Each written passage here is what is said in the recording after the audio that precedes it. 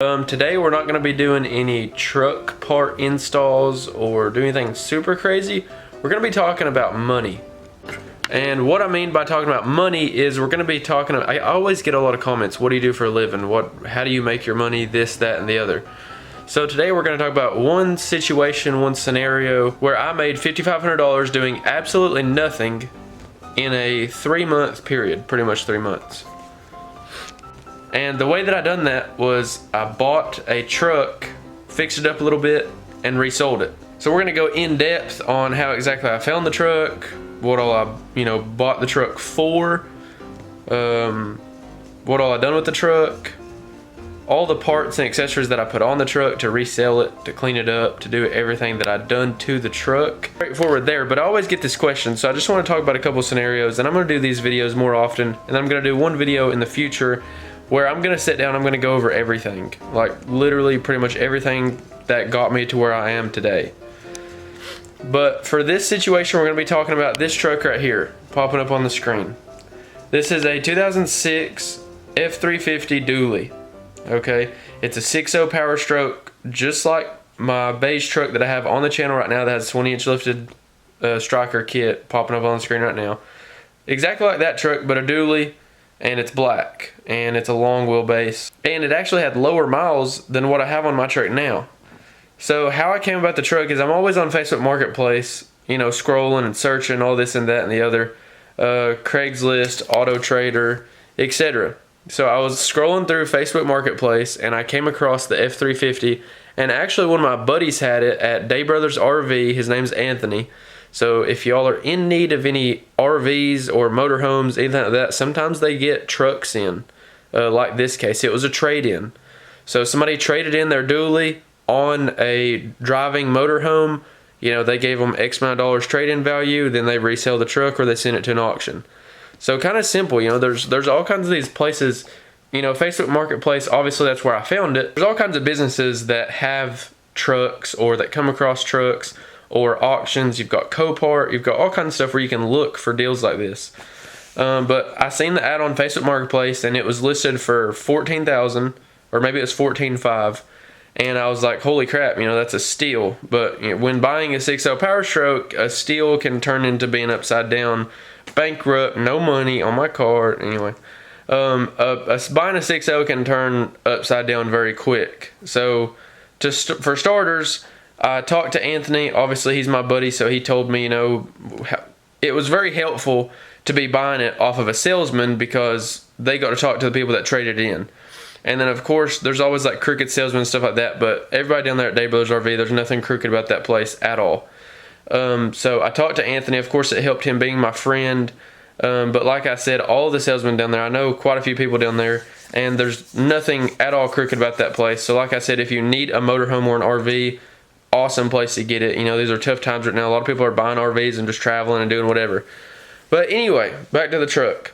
So I talked to Anthony about the previous owners. It was an older couple. I can't remember. I think they were the second owners. So I think they bought it at like 30-something thousand miles, and then they traded it in, and it had like 64,000 miles on it, I believe. I'm just running through some pictures of it on the screen right now. So this was the truck. It had a clean title. I originally thought that it was a Harley-Davidson edition, but it turned out to just be a FX4 package with the black leather and the black interior. And at the time, I hadn't really researched Harley-Davidson editions because it didn't have the Harley-Davidson cluster and it didn't have the Harley-Davidson carbon fiber dash, but it had the carbon fiber door panels, but that, come to find out, that's just with the FX4 package. So I thought that it was a Harley-Davidson edition at first, and I was like, holy crap, this is like a $25,000 truck. It was completely bone stock. It had just been deleted and straight pipe. There was no tunes, no nothing on it. There was no bully dog programmers, no. The truck was completely bone stock, and I went up there and looked at it. Talked to Anthony about the previous owners. It was an older couple, as I said. They used it to pull their camper like to Florida, I want to say. They were somewhere around here in Kentucky where I'm at. I think they were 2 or 3 hours away from us. But they used it to pull their camper to Florida like once or twice a year or whatever. I'm pretty sure that's how it was. They may have, drove it around town or whatever. I mean, you never really know what somebody done with their truck. But anyway, on the Carfax, it showed that they were the second owner, so I was the third owner of this truck. and they had bought it from a car lot, I'm pretty sure, if I can remember correctly. But yeah, so they put pretty much 30,000 miles on the truck, and in the 30,000 miles that they had it, I don't reckon there was any work done. Didn't have anything on the Carfax except for oil changes, stuff like that. It did have the EGR deleted, and it wasn't straight piped, but it had an aftermarket exhaust on it. It still had a flow-through muffler, high-flow muffler or whatever. So it wasn't as loud as I wanted it, and as loud as everybody else likes the 6.0s. But we made quick work of that. We put a full 4-inch straight pipe from the downpipe back. It already had a 4-inch downpipe. So we went from the downpipe back, put a solid piece of 4-inch piping all the way out to the end. I checked over the motor. I pressure tested the head gaskets, drove it for a while, checked to see if it built up any pressure, put a gauge on it after I bought it. But I mean, I had to jump on it quick. So I went and I took the money out of the bank. I went and I actually ended up getting it for $13,500. I'm getting a phone call. Anyway, I think the taxes ended up being a couple $100, and I pretty much had right at $13,500 in it by the time everything was said and done. I bought the truck February 18th. So I had right around $13,500 in it after everything was all said and done, and I got the truck. It looked exactly like this. And then whenever I sold the truck, it looked like this. So everything that I've done to the truck, I've got a small list here that I'm going to go over. I put chrome clear headlights in it, just OEM style, but with the clear reflectors. I washed it. I took off the orange pinstriping, clay barred the whole truck, waxed the whole truck, just cleaned it up, cleaned all underneath the truck, vacuumed the truck on the inside. Really just minimal things. LED everything. I put LED bulbs, LED headlights, LED turn signals. I put the LED relay in there. Trying to think what else. I just pretty much LED swapped everything, put a new third brake light on it. Really just cleaned a bunch of stuff up. Like there was a lot of stuff that just needed detailed or cleaned up. And then that's pretty much all that I'd done to it, was clean it and drive it. And then of course I done new fuel filters, new oil filter. I flushed and changed the coolant. I want to say that I put a coolant filtration kit on it, because that's like one of the first things that I've done. That's one of the first things I do to any 6.0 that I've had. I done the blue spring mod, the 6.4 banjo bolts, I'm pretty sure. And really that's about it. After I got all those aftermarket parts, and then the parts that were already on the truck, I resold. So really all the aftermarket parts were free. I didn't have anything in the aftermarket parts, because I sold the OEM mirrors off of it. I sold the OEM headlights out of it. All the bulbs and stuff went with that. I sold the third brake light. It had a Recon third brake light in it. I didn't like it. It had a really big hitch in it that I should have sold. I could have made probably another $400 or $500. But I didn't. It went with the truck whenever I sold the truck. So pretty much, yeah, like I drove that truck every single day. I drove that truck everywhere. I pulled the show truck with that to go get the show truck worked on. I had the rear end rebuilt in the show truck back then before I even lifted it. I had the spider gears redone in the show truck, and I had to haul it to the rear end shop. And I drove that truck to Atlanta, Georgia, to the Supercross race.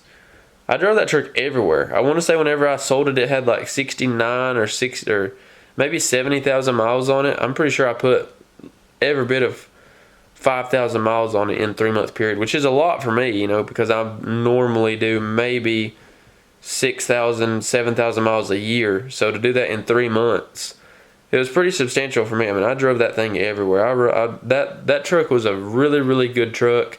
As soon as I got it, I put my SCTX4 up in the window. I didn't tune it. I never tuned the truck with the X4. I only used the gauges. So I watched the engine oil temperatures and the coolant temperatures, and then of course, your FIC and voltage and all that stuff. Everything about that truck ran absolutely perfect. But yeah, I mean, other than putting new fluids, all LEDs and everything like that, washing it up, redoing the pinstriping, which all of that, was labor free because I done it myself. And then was selling the old parts off of it. And then I also put a chrome bumper on it. I took the chrome bumper off the show truck. I put the black bumper on the show truck after I sanded it down and painted it, because I didn't want to paint a chrome bumper.